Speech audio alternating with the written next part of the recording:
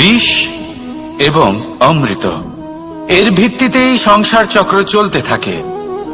যখন সমুদ্র মন্থন হয়েছিল তখন এই দুই প্রাপ্ত হয়েছিল। প্রথমে বিষ পাওয়া গেল, তারপর অমৃত। জীবন মন্থন করলেও এগুলো লাভ করা যায়। এবার এই যে বিষ, তা হলো অমৃতের থেকে অনেক বেশি শক্তিশালী এবং সেই জন্যই অনেক বেশি ঘাতকও। এবার বোঝার চেষ্টা করি এই বিষ আসলে কি। যে কোনো বস্তু বা কোনো ভাব যদি মাত্রার থেকে বেশি পরিমাণে আপনার কাছে থাকে, প্রয়োজনের থেকে বেশি আপনার কাছে থাকে, তাহলে সেটা আপনার কাছে বিষ সমান হতে পারে। তা সে ধন হোক, শক্তি হোক, সম্মান হোক, ইত্যাদি ইত্যাদি। যদি আপনার কাছে এমন কিছু থেকে থাকে যা মাত্রার থেকে বেশি পরিমাণে আপনার কাছে আছে, তাহলে তাকে ভাগ করতে শিখুন। যদি আপনি ভাগ করতে শিখে যান, তাহলে এই বিষই আপনার জন্য অমৃতে পরিণত হবে, আর তাদের কাছেও অমৃত সমান হয়ে উঠবে যাদের এই সাহায্যের প্রয়োজন। তাহলে ভাগ করে নিতে শিখুন আর আমার সাথে ভালোবেসে বলুন, রাধা রাধা। ঈর্ষা আমাদেরই মনে বসবাস করা আরো একটা শত্রু। তবে এই শত্রু কখনো কখনো আমাদের জন্য লাভদায়কও হতে পারে, কিন্তু যদি আমরা সতর্ক না থাকি তাহলে সেটা ততটাই ঘাতক হয়ে উঠতে পারে। যদি আপনার কোনো প্রতিদ্বন্দ্বী থেকে থাকে যে এগিয়ে চলেছে, তাকে দেখে আপনার মনে ঈর্ষা উৎপন্ন হয়, আর ঈর্ষাবশত আপনি নিরন্তর চেষ্টা করতে থাকেন, পরিশ্রম করতে থাকেন সামনে এগোনোর জন্য, তাহলে তার দ্বারা আপনার বিকাশই হবে। কিন্তু যদি আপনি নিজের বিরোধীকে শেষ করতে দেওয়ার জন্য অগ্রসর হন, তাকে বিনাশ করার জন্য অগ্রসর হন, তাহলে এই ঈর্ষা প্রথমে আপনার বিনাশ অবশ্যই করবে। একটা কথা আছে, এটা পশু প্রবৃত্তি, আপনি শুধুই নিজের বিকাশের কথা ভাববেন। তিনিই হলেন প্রকৃত মানুষ, যিনি অন্য মানুষের জন্য প্রাণও দিতে পারেন। এই ঈর্ষা যদি আপনাকে বিকাশের পথে নিয়ে যেতে পারে তাহলে খুবই ভালো। যদি আপনাকে অন্য কাউকে বিনাশ করে দেওয়ার পথে অগ্রসর করে, তাহলে তার থেকে দূরে থাকাই ভালো। যেমন ধরুন, আপনার কাছে একটা সূচ আছে, যার দ্বারা আপনি ছেঁড়া কাপড়ও সেলাই করতে পারবেন বা অন্য কারোর পাত্রে ছিদ্রও করে দিতে পারবেন। আপনি কি চাইবেন, নিজের বিকাশ নাকি অন্য কারোর বিনাশ? সিদ্ধান্ত আপনারই। আসুন আর আমার সাথে ভালোবেসে বলুন, রাধা রাধা। জীবনে যখন কোনো ব্যক্তি নিজের লক্ষ্য প্রাপ্তির জন্য নিরন্তর পরিশ্রম করতে থাকেন, চেষ্টা করতে থাকেন, তখন তিনি কষ্ট অনুভব করেন, কখনো শারীরিক কষ্ট, কখনো মানসিক কষ্ট। এবার উনি এটা ভাবতে থাকেন যে আমি কি উচিত করছি নাকি অনুচিত করছি। কারণ অন্যদিকে এমন একজন ব্যক্তিও আছেন যিনি একদমই পরিশ্রম চেষ্টা করছেন না।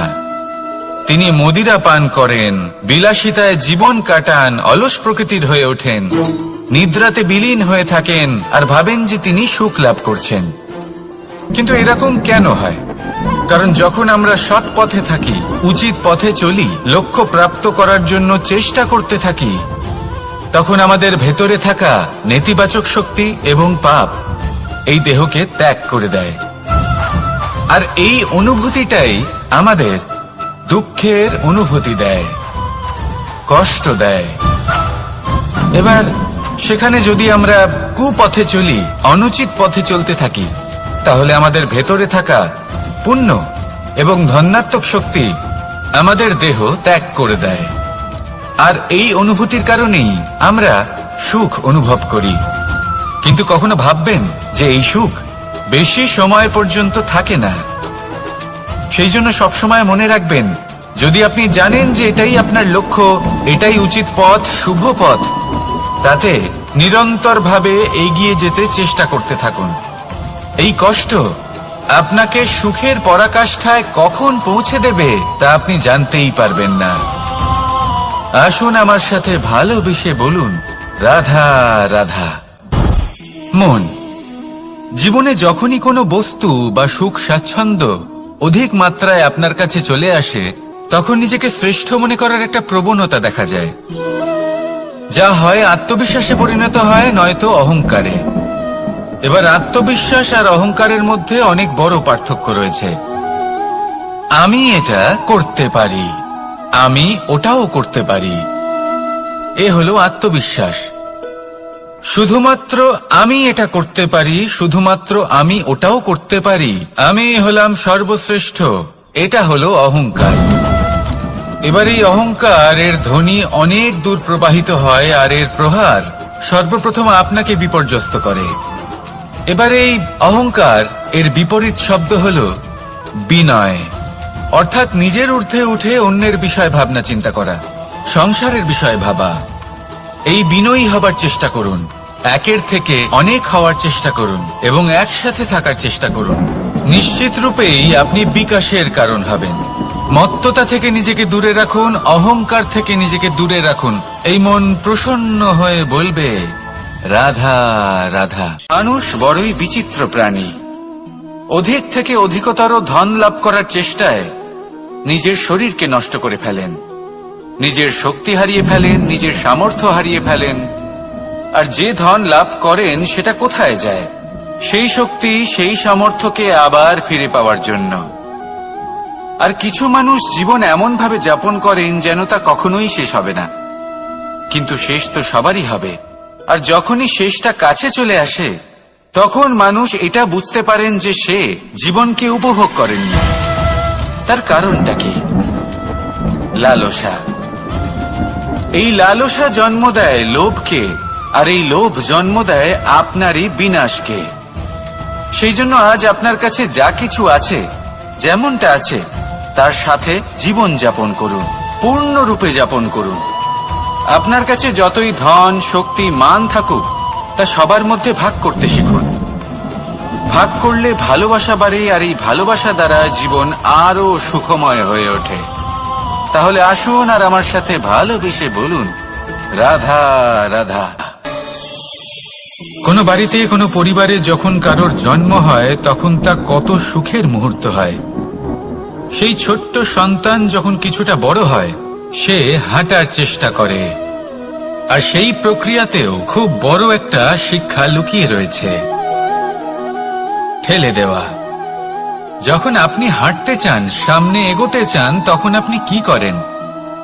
নিজের পায়ের তলার যে মাটি তাকে আপনি পেছনে ঠেলে দেন। ব্যাস, এই একই জিনিস তো জীবনেও শিখতে হবে। এবার যদি আপনি জ্ঞানের পথে অগ্রসর হতে চান তাহলে অজ্ঞানতাকে পেছনে সরিয়ে দিতে হবে। যদি আপনি প্রকাশের দিকে এগোতে চান তাহলে অন্ধকারকে পেছনে সরিয়ে দিতে হবে। যদি আপনি ভবিষ্যতে সফল হতে চান তাহলে অতীতের যে অসফলতাগুলিকে পেছনে সরিয়ে দিতে হবে। যে জল বইতে বইতে থেমে যায় তাকে আমরা নালা বলে থাকি, তার থেকে দুর্গন্ধ বের হয়। কিন্তু যে জল বইতেই থাকে তাকেই আমরা পবিত্র জল বলি। তাহলে আপনিও কর্ম করতে থাকুন, কখনো থামবেন না। আর আমার সাথে ভালোবেসে বলুন রাধা রাধা। দেবে যে আপনি বড় বড় সমস্যার সমাধান করতে পারবেন। এবার যদি কথা বলি সব থেকে কঠিন সময়ের, তাহলে সেটা হলো বিচ্ছেদের। যা মা সীতাকে সহ্য করতে হয়েছে শ্রীরামের জন্য, রাধা কৃষ্ণকেও সহ্য করতে হয়েছে। যে ব্যক্তি বিচ্ছেদের সময় সঠিক পথে চলে এসেছে সে জীবনে অনেক শ্রেষ্ঠ স্থানে অবশ্যই পৌঁছতে পারবে। এবার যদি কথা বলি সব থেকে জরুরি এবং গুরুত্বপূর্ণ সময়ের, তাহলে সেটা হলো সংযোগ। সকলকে সাহায্য করতে থাকুন। আপনি অন্যদের সাহায্য করে তাদের যত আনন্দ দিতে পারবেন ততটাই আনন্দ আপনারও জীবনে অবশ্যই আসবে। আসুন আর আমার সাথে ভালোবেসে বলুন রাধা রাধা। কামবোধ, এটাই আপনার অন্তরের প্রথম শত্রু। বেশিরভাগ মানুষই কামবোধ বলতে লালসা বোঝেন, কিন্তু এটা সম্পূর্ণ সত্য নয়। কামের আসল অর্থ হল কামনা। এটা খুবই সহজ ব্যাপার। মনুষ্য শরীর থাকলে, মানুষের মন থাকলে এই কামনা অবশ্যই থাকবে। এবার এটাই দেখতে হবে যে এই কামনা নেতিবাচক কামনা নাকি ইতিবাচক কামনা। অন্য কারোর জিনিসে নজর দেওয়া, অন্য কোনো মানুষের উপর নজর দেওয়া, কোনো অনুচিত বস্তুর দিকে নজর দেওয়া এই নেতিবাচক কামনা। আর এই দুষ্কামনা মানুষকে দিয়ে অপকর্ম করাবে। তাই মনে রাখবেন, যে ব্যক্তি নিজের কামনাকে নিয়ন্ত্রণে রাখতে পারেন তিনি সঠিক পথেও থাকেন, সঠিক লক্ষ্যে পৌঁছতেও পারেন। যিনি কামনা নিয়ন্ত্রণে রাখতে পারেন না তিনি তার পথও হারিয়ে ফেলেন এবং লক্ষ্যচ্যুতও হন। তাই মনে রাখবেন, নিজের কামনাগুলিকে নিয়ন্ত্রণে রাখুন। কাম নামক এই শত্রুর ওপর বিজয় লাভ করুন। আর আমার সাথে ভালোবেসে বলুন, রাধা রাধা। ক্রোধ আপনার অন্তরের আরো একটা শত্রু। এই ক্রোধ আসলে কি?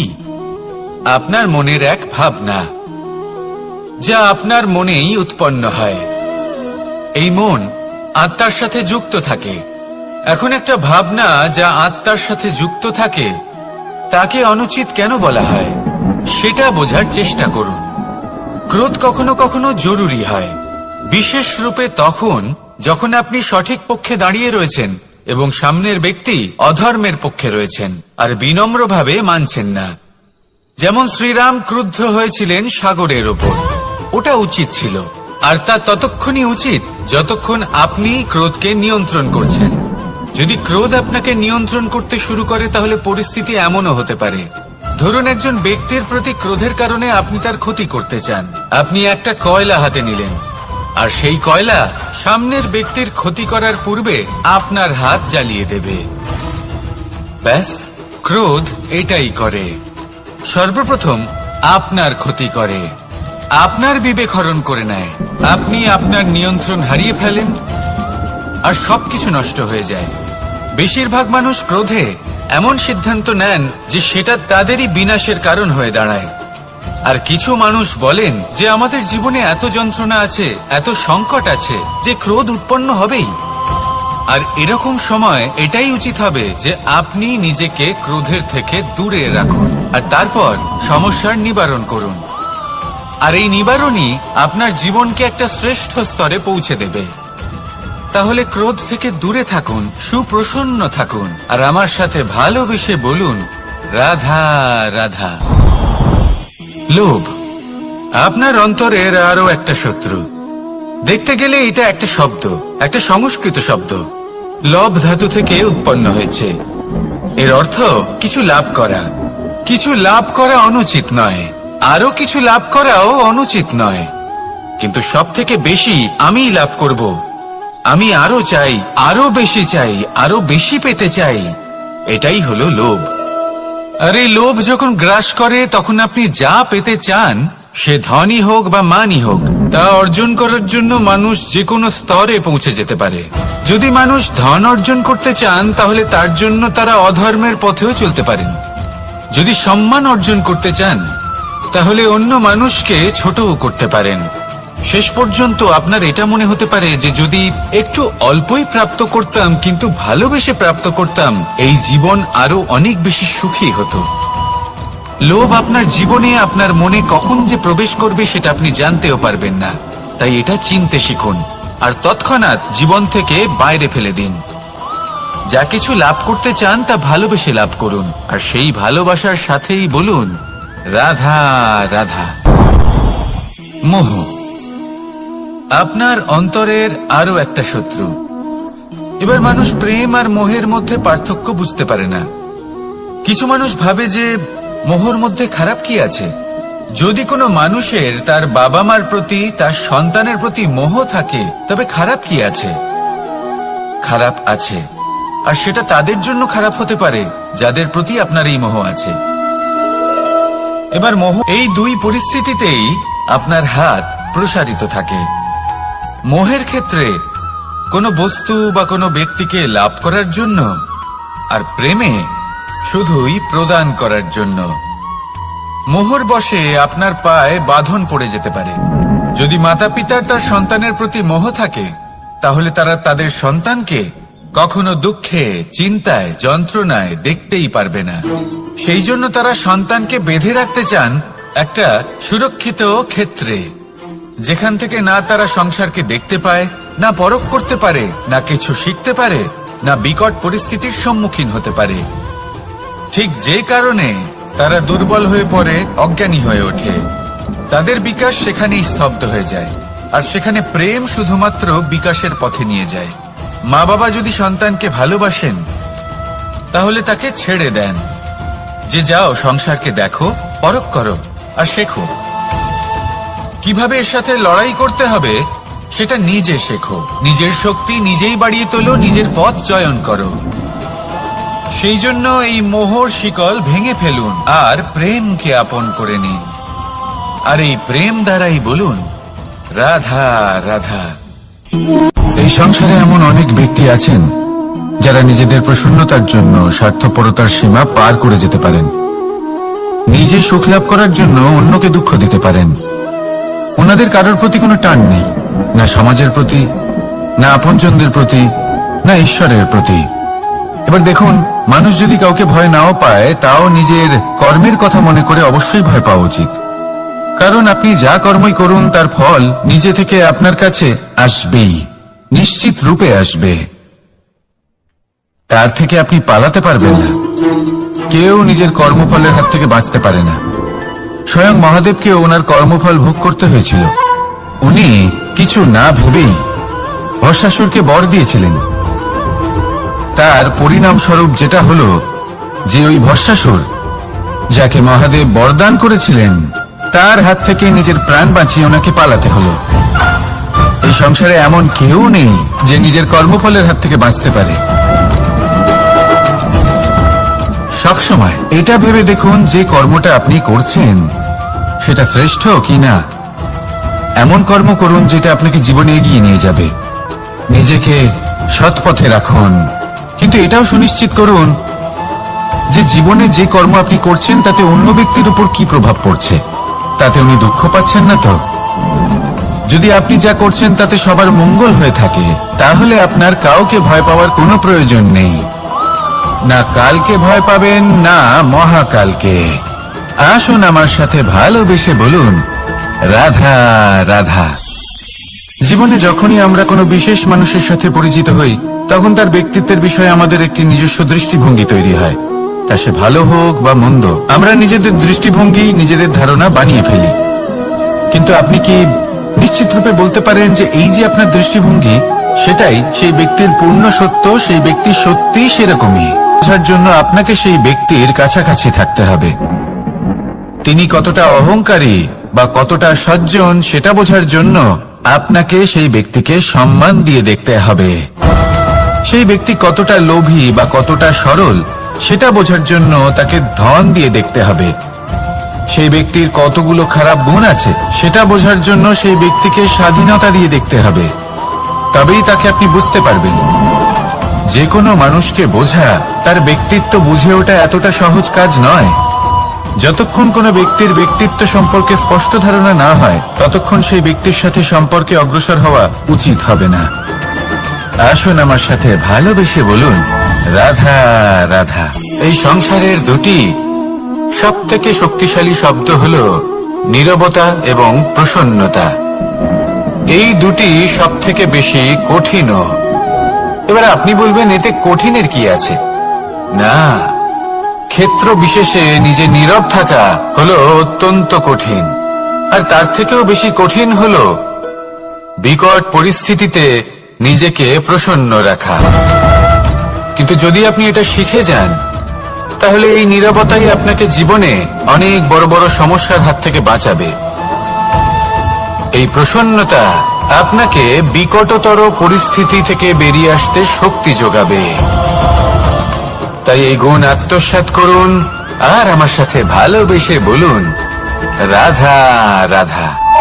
আমরা সবাই জীবনে কামনা করি। কেউ ধন সম্পত্তির কামনা করি, কেউ ভালোবাসার, কেউ বন্ধুদের, কেউ নাম খ্যাতি আদি ইত্যাদি। এগুলো লাভ করার জন্য আমরা চেষ্টা করতে থাকি, পরিশ্রম করতে থাকি। কিছু সময় পরে অর্জনও করে ফেলি, কিন্তু সবকিছু অর্জন করার কিছু সময় পরে এরা রুষ্ট হয়ে যান, আমাদের থেকে দূরে চলে যান বা আমাদের থেকে কেড়ে নেওয়া হয়। এমনটা কেন হয়? এমনটা এই কারণে হয় কারণ মানুষের একটা দুর্বলতা আছে। কোনো কিছুই অর্জন করার পরে আস্তে আস্তে সে তার মূল্য, তার গুরুত্ব ভুলে যায়, তার জন্য চেষ্টা করা ছেড়ে দেয়। আর এটাই হলো সব থেকে বড় সমস্যা। ঠিক যেমন কোনো ব্যক্তি যিনি ধন অর্জন করতে চান তার জন্য কঠিন পরিশ্রম করেন, হয়তো ধন অর্জন করেও ফেলেন, তারপর আস্তে আস্তে ওই ধনের মূল্য ভুলে যান, উচিতভাবে তা প্রয়োগ করেন না, আস্তে আস্তে তার ধন তার সঙ্গ ত্যাগ করে দেয়, সমস্ত পরিশ্রম ব্যর্থ হয়ে যায়। সেই জন্য মনে রাখবেন, এই সংসারে কিছু অর্জন করা অত্যন্ত কঠিন ব্যাপার, কিন্তু তার থেকেও বেশি কঠিন হলো সেটা নিজের সাথে ধরে রাখা। তাই জীবনে যখনই আপনি কিছু অর্জন করবেন তার গুরুত্বটা বুঝুন, আর তারপরে সময় সময় তার মূল্য নিজেকে স্মরণ করাতে থাকুন। কৃতজ্ঞ থাকুন যে আপনার পরিশ্রম আপনাকে এই ফল দান করেছে, আর চিরকাল পরিশ্রম করুন, তবেই আপনি যেটা লাভ করেছেন সেটা আপনার কাছে থেকে যাবে। আসুন আর আমার সাথে ভালোবেসে বলুন, রাধা রাধা। এই সংসারে আপনার সব থেকে বড় বন্ধু কে? কেউ বলবেন ছোটবেলার বন্ধুরা, কেউ বলবেন মাতা পিতা, কেউ বলবেন ঈশ্বর। এবারে বলুন যে এই সংসারে আপনার সব থেকে বড় শত্রু কে? কেউ বলবে আপনার বিরোধী, সেই ব্যক্তি যে আপনাকে হিংসে করে, বা আপনার নিজের অহংকার, আপনার কুকর্ম। আমি বলবো যে এই সংসারে আপনার সব থেকে বড় বন্ধু হলো আপনার নিজের মন। এই চঞ্চল মনকে যদি আপনি নিয়ন্ত্রণ করতে শিখতে পারেন, তাহলে এর থেকে বড় বন্ধু এই সংসারে আপনি কোথাও পাবেন না। সেখানেই যদি এই মন আপনাকে বশ করে ফেলে, তাহলে সংসারে এর থেকে বড় শত্রুও আপনি কোথাও পাবেন না। সেই জন্য এই সংসারকে নিয়ন্ত্রণ করার চেষ্টা ত্যাগ করুন। প্রথমে এই মনকে নিয়ন্ত্রণ করতে শিখে যান, তাহলে এই জীবন নিজে থেকেই সাফল্যের পথে অগ্রসর হবে। আর তখন এই মন প্রসন্ন হয়ে বলবে, রাধা রাধা।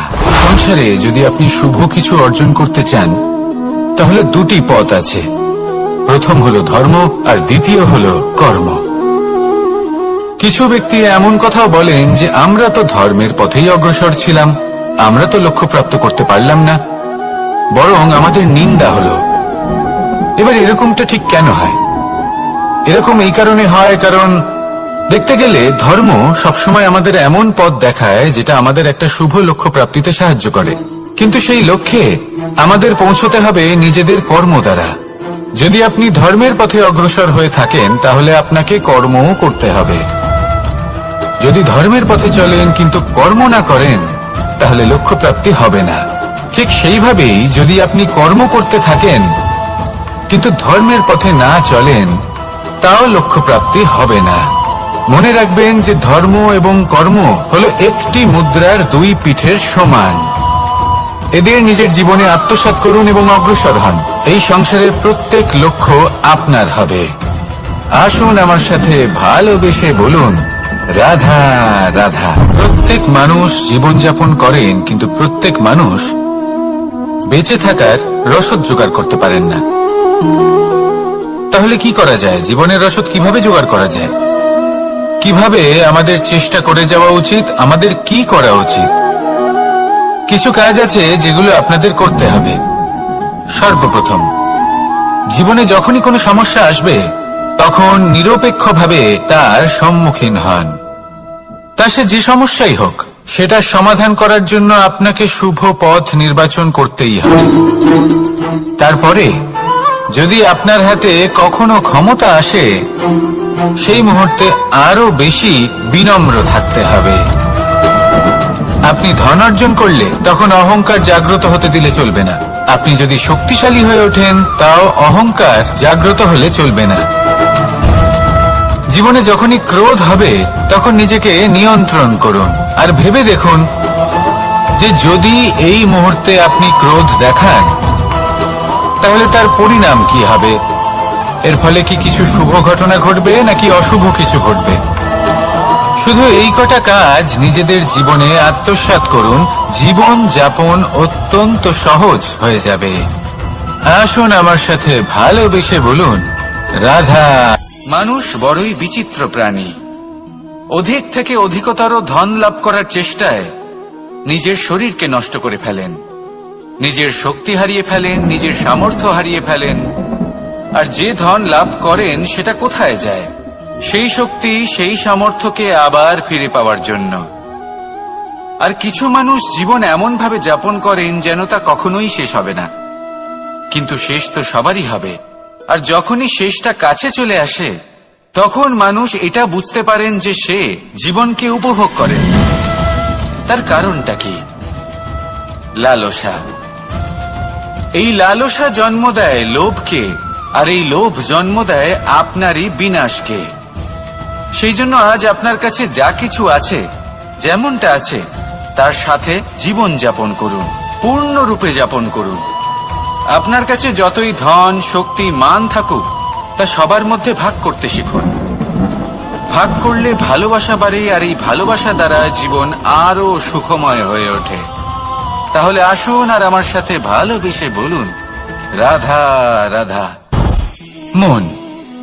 জীবনে যখনই কোনো বস্তু বা সুখ স্বাচ্ছন্দ্য অধিক মাত্রায় আপনার কাছে চলে আসে, তখন নিজেকে শ্রেষ্ঠ মনে করার একটা প্রবণতা দেখা যায়, যা হয় আত্মবিশ্বাসে পরিণত হয়, নয়তো অহংকারে। এবার আত্মবিশ্বাস আর অহংকারের মধ্যে অনেক বড় পার্থক্য রয়েছে। আমি এটা করতে পারি, আমি ওটাও করতে পারি, এ হলো আত্মবিশ্বাস। শুধুমাত্র আমি এটা করতে পারি, শুধুমাত্র আমি ওটাও করতে পারি, আমি হলাম সর্বশ্রেষ্ঠ, এটা হলো অহংকার। এবার এই অহংকার এর ধ্বনি অনেক দূর প্রবাহিত হয়, আর এর প্রহার সর্বপ্রথম আপনাকে বিপর্যস্ত করে।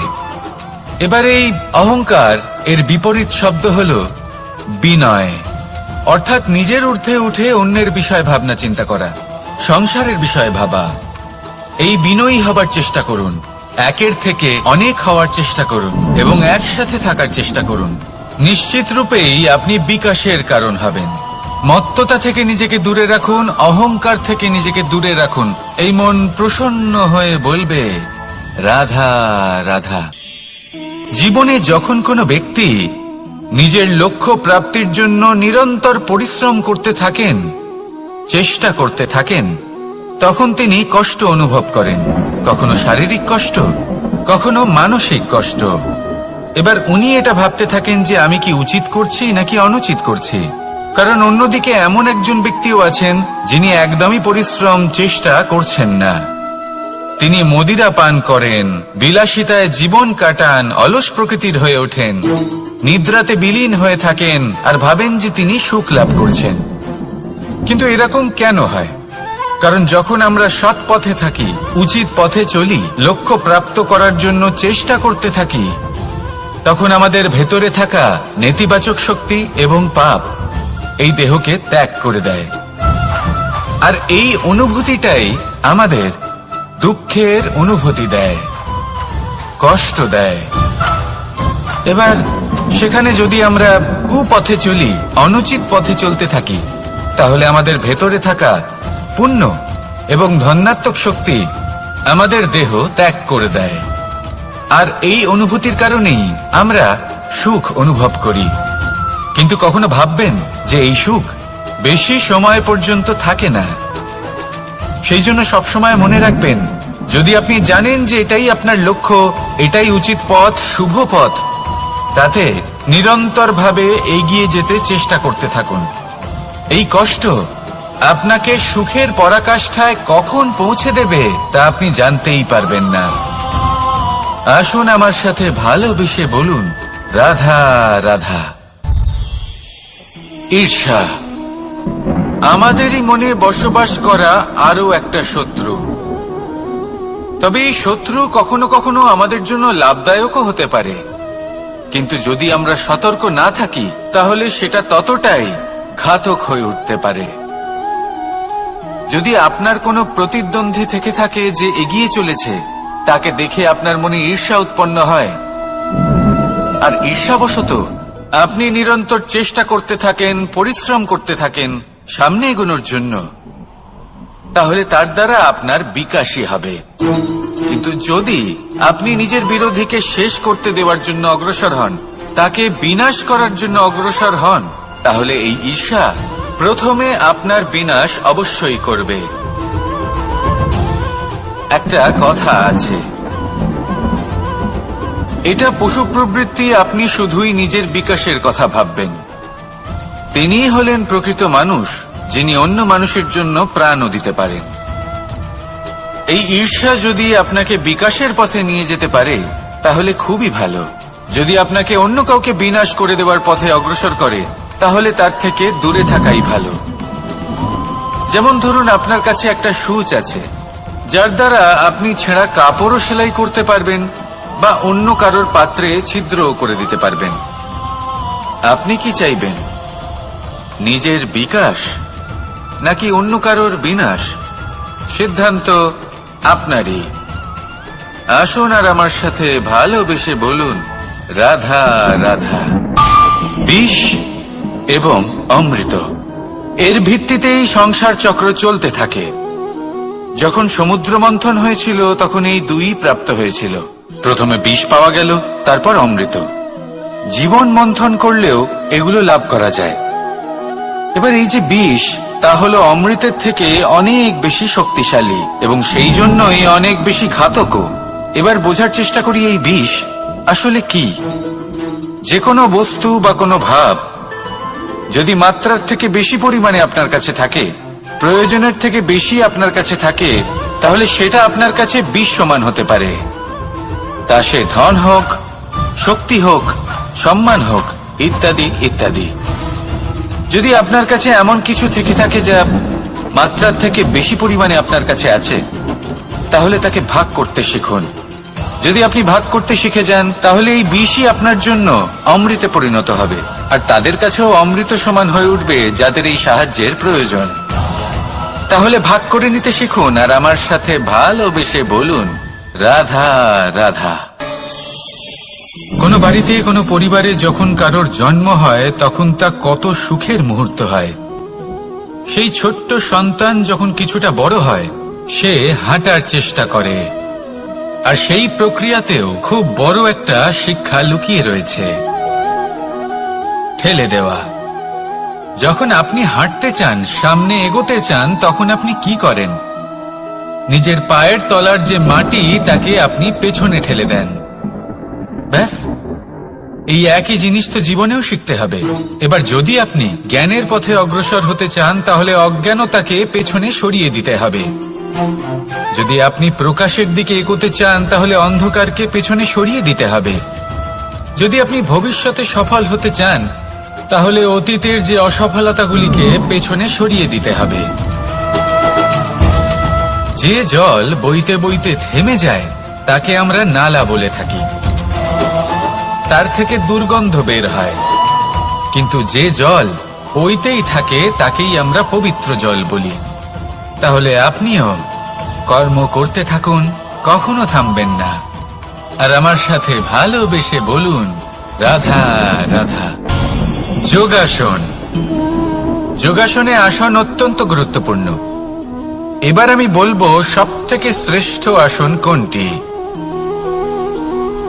আশ্বাস। নিজেকে আশ্বস্ত করতে থাকুন যে আমি আছি, সব ঠিক হবে, যা হচ্ছে ভালোর জন্য হচ্ছে। এই আশ্বাস আপনাকে জীবনে এমন ধনাত্মক বিশ্বাস দেবে যে আপনি বড় বড় সমস্যার সমাধান করতে পারবেন। এবার যদি কথা বলি সবথেকে কঠিন সময়ের, তাহলে সেটা হলো বিচ্ছেদের, যা মা সীতাকে সহ্য করতে হয়েছে শ্রীরামের জন্য, রাধা কৃষ্ণকেও সহ্য করতে হয়েছে। যে ব্যক্তি বিচ্ছেদের সময় সঠিক পথে চলে এসেছে সে জীবনে অনেক শ্রেষ্ঠ স্থানে অবশ্যই পৌঁছতে পারবে। এবার যদি কথা বলি সবথেকে জরুরি এবং গুরুত্বপূর্ণ সময়ের, তাহলে সেটা হলো সংযোগ।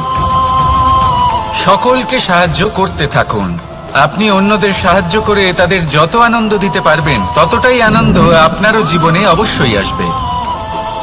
আসুন আর আমার সাথে ভালোবেসে বলুন, রাধা রাধা। কামবোধ, এটাই আপনার অন্তরের প্রথম শত্রু। বেশিরভাগ মানুষই কামবোধ বলতে লালসা বোঝেন, কিন্তু এটা সম্পূর্ণ সত্য নয়। কামের আসল অর্থ হল কামনা। এটা খুবই সহজ ব্যাপার। মনুষ্য শরীর থাকলে, মানুষের মন থাকলে এই কামনা অবশ্যই থাকবে। এবার এটাই দেখতে হবে যে এই কামনা নেতিবাচক কামনা নাকি ইতিবাচক কামনা।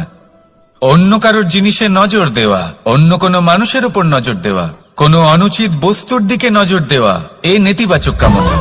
আর এই দুষ্কামনা মানুষকে দিয়ে অপকর্ম করাবেই করাবে। তাই মনে রাখবেন, যে ব্যক্তি নিজের কামনাকে নিয়ন্ত্রণে রাখতে পারেন তিনি সঠিক পথেও থাকেন, সঠিক লক্ষ্যে পৌঁছতেও পারেন। যিনি কামনা নিয়ন্ত্রণে রাখতে পারেন না তিনি তার পথও হারিয়ে ফেলেন এবং লক্ষ্যচ্যুতও হন। তাই মনে রাখবেন, নিজের কামনাগুলিকে নিয়ন্ত্রণে রাখুন। কাম নামক এই শত্রুর ওপর বিজয় লাভ করুন। আর আমার সাথে ভালোবেসে বলুন, রাধা রাধা। ক্রোধ, আপনার অন্তরের আরো একটা শত্রু। এই ক্রোধ আসলে কি? আপনার মনের এক ভাবনা, যা আপনার মনেই উৎপন্ন হয়। এই মন আত্মার সাথে যুক্ত থাকে। এখন একটা ভাবনা যা আত্মার সাথে যুক্ত থাকে তাকে অনুচিত কেন বলা হয় সেটা বোঝার চেষ্টা করুন। ক্রোধ কখনো কখনো জরুরি হয়, বিশেষ রূপে তখন যখন আপনি সঠিক পক্ষে দাঁড়িয়ে রয়েছেন এবং সামনের ব্যক্তি অধর্মের পক্ষে রয়েছেন আর বিনম্রভাবে মানছেন না। যেমন শ্রীরাম ক্রুদ্ধ হয়েছিলেন সাগরের ওপর। ওটা উচিত ছিল, আর তা ততক্ষণই উচিত যতক্ষণ আপনি ক্রোধকে নিয়ন্ত্রণ করছেন। যদি ক্রোধ আপনাকে নিয়ন্ত্রণ করতে শুরু করে তাহলে পরিস্থিতি এমনও হতে পারে, ধরুন একজন ব্যক্তির প্রতি ক্রোধের কারণে আপনি তার ক্ষতি করতে চান। আপনি একটা কয়লা হাতে নিলেন আর সেই কয়লা সামনের ব্যক্তির ক্ষতি করার পূর্বে আপনার হাত জ্বালিয়ে দেবে। ব্যাস, ক্রোধ এটাই করে। সর্বপ্রথম আপনার ক্ষতি করে, আপনার বিবেক হরণ করে নেয়। আপনি আপনার নিয়ন্ত্রণ হারিয়ে ফেলেন আর সবকিছু নষ্ট হয়ে যায়। বেশিরভাগ মানুষ ক্রোধে এমন সিদ্ধান্ত নেন যে সেটা তাদেরই বিনাশের কারণ হয়ে দাঁড়ায়। আর কিছু মানুষ বলেন যে আমাদের জীবনে এত যন্ত্রণা আছে, এত সংকট আছে যে ক্রোধ উৎপন্ন হবেই। আর এরকম সময় এটাই উচিত হবে যে আপনি নিজেকে ক্রোধের থেকে দূরে রাখুন আর তারপর সমস্যার নিবারণ করুন। আর এই নিবারণই আপনার জীবনকে একটা শ্রেষ্ঠ স্তরে পৌঁছে দেবে। তাহলে ক্রোধ থেকে দূরে থাকুন, সুপ্রসন্ন থাকুন, আর আমার সাথে ভালোবেসে বলুন, রাধা রাধা। লোভ, আপনার অন্তরের আরো একটা শত্রু। দেখতে গেলে এটা একটা শব্দ, একটা সংস্কৃত শব্দ। লব ধাতু থেকে উৎপন্ন হয়েছে। এর অর্থ কিছু লাভ করা। কিছু লাভ করা অনুচিত নয়, আরো কিছু লাভ করাও অনুচিত নয়, কিন্তু সব থেকে বেশি আমি লাভ করব। আমি আরো চাই, আরো বেশি চাই, আরো বেশি পেতে চাই। এটাই হলো লোভ। আর এই লোভ যখন গ্রাস করে তখন আপনি যা পেতে চান, সে ধনই হোক বা মানই হোক, তা অর্জন করার জন্য মানুষ যে কোনো স্তরে পৌঁছে যেতে পারে। যদি মানুষ ধন অর্জন করতে চান তাহলে তার জন্য তারা অধর্মের পথেও চলতে পারেন। যদি সম্মান অর্জন করতে চান তাহলে অন্য মানুষকে ছোটও করতে পারেন। শেষ পর্যন্ত আপনার এটা মনে হতে পারে যে যদি একটু অল্পই প্রাপ্ত করতাম কিন্তু ভালোবেসে প্রাপ্ত করতাম, এই জীবন আরো অনেক বেশি সুখী হতো। লোভ আপনার জীবনে, আপনার মনে কখন যে প্রবেশ করবে সেটা আপনি জানতেও পারবেন না। তাই এটা চিনতে শিখুন আর তৎক্ষণাৎ জীবন থেকে বাইরে ফেলে দিন। যা কিছু লাভ করতে চান তা ভালোবেসে লাভ করুন, আর সেই ভালোবাসার সাথেই বলুন, রাধা রাধা।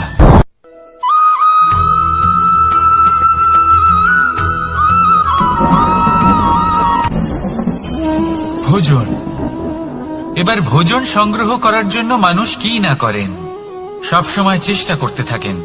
ফসল উৎপাদনের জন্য অনেক পরিশ্রম করতে থাকেন, কিন্তু অনেক সময় অনেক পরিশ্রম করার পরেও ফসল ভালো উৎপাদন হয় না। এর কারণ কি? কারণ হলো এটাই যে আপনি পরিশ্রম হয়তো অনেক করেছেন, কিন্তু আপনার নজর তো সেই বীজের দিকে ছিলই না যা আপনি রোপণ করেছেন। সেই জন্য সব সময় কোনো বীজ রোপণ করার আগে তাকে পরখ করে দেখুন, তা অত্যন্ত আবশ্যক। আর সেইভাবেই যখনই কোনো কর্মের প্রশ্ন আসে, তাহলে সেখানে শুধুমাত্র পরিশ্রম যথেষ্ট নয়, সেই কাজের প্রতি আপনার কর্তব্য কি, আপনার উদ্দেশ্য কি, সেটা জানা হলো অত্যন্ত গুরুত্বপূর্ণ। তাই কর্ম করুন, কিন্তু সেই কর্মের প্রতি আপনার যা উদ্দেশ্য তার মাহাত্ম্য বুঝতে চেষ্টা করুন। তাহলে আসুন আমার সাথে ভালোবেসে বলুন, রাধা রাধা।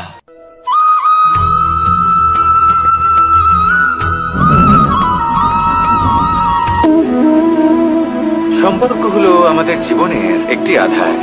কিছু সম্পর্ক এমন যে আমরা জন্মসূত্রে লাভ করি, যেমন পরিবার, মা, বাবা। কিছু সম্পর্ক আছে যে আমরা জীবনে অর্জন করে থাকি, তা সে প্রেমের হোক, স্নেহের হোক বা বন্ধুত্বের। এই সকল সম্পর্ক লাভ করার বা গড়ে তোলার 5টি ধাপ রয়েছে। প্রথম ধাপ, কোনো ব্যক্তির সাথে আলাপ হওয়া, তার সাথে কথা বলা বা তাকে দেখা। দ্বিতীয় ধাপ, সে ব্যক্তিকে আমাদের ভালো লাগা। তৃতীয় ধাপ, আমাদের এটা চাইতে শুরু করা যে জীবনে এই ব্যক্তি যেন আমাদের বন্ধু হন, আমাদের জীবনে থাকেন, বা আমাদের কাউকে ভালোবেসে ফেলা। আর এটা আমাদের ভাবা বা চাওয়া যে সেই ব্যক্তি যেন আজীবন আমার সাথে থাকেন, আমার জীবনে আমার সাথী হয়ে। চতুর্থ ধাপ, লাভ করা। এবার এই ধাপটি অনেক মানুষের পক্ষেই খুবই সরল হয়, বড়ই সরল ভাবে নিজেদের সঙ্গীকে লাভ করে থাকেন। কিছু মানুষের জন্য এই ধাপ অত্যন্ত কঠিন হয়ে থাকে। অনেক প্রতিকূল পরিস্থিতির উপর জয়লাভ করে তারা সঙ্গীকে লাভ করেন, কিন্তু লাভ অবশ্যই করেন। এরপরে আসে পঞ্চম, অন্তিম এবং সব থেকে গুরুত্বপূর্ণ ধাপ। সেটা হলো সেই সম্পর্ক পালন করা। এটা হলো এমন এক বিষয় যা প্রত্যেক মানুষের শেখা উচিত। যদি ব্যক্তি নিজের জীবনে সম্পর্ক রক্ষা করতে শিখে যান, তবে প্রত্যেক সম্পর্ক তার জীবনকে স্বর্গ করে তুলবে। আসুন আর আমার সাথে ভালোবেসে বলুন, রাধা রাধা।